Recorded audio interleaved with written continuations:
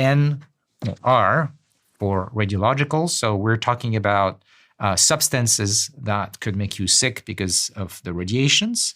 How do you manipulate them? There's all, very special expertise. And finally, N for nuclear. The recipe for building a nuclear bomb is something that could be in our future. And right now, for these kinds of risks, very few people in the world had the knowledge to do that. And so it didn't happen. But AI is democratizing knowledge, including the dangerous knowledge. We need to manage that.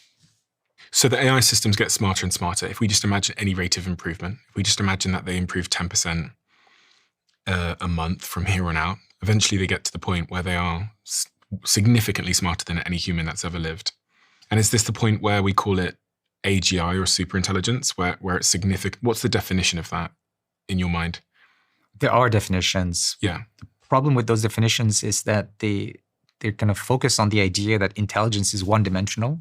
Okay, versus the reality that we already see now is what people call jagged intelligence, meaning the AIs are much better than us on some things, like mastering 200 languages. No one can do that.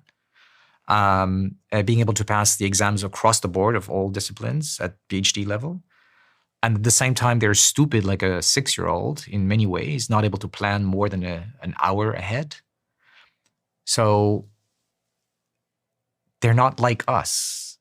Their intelligence cannot be measured by IQ or something like this, because there are many dimensions, and you really have to measure many of these dimensions to get a sense of where they could be useful and where they could be dangerous.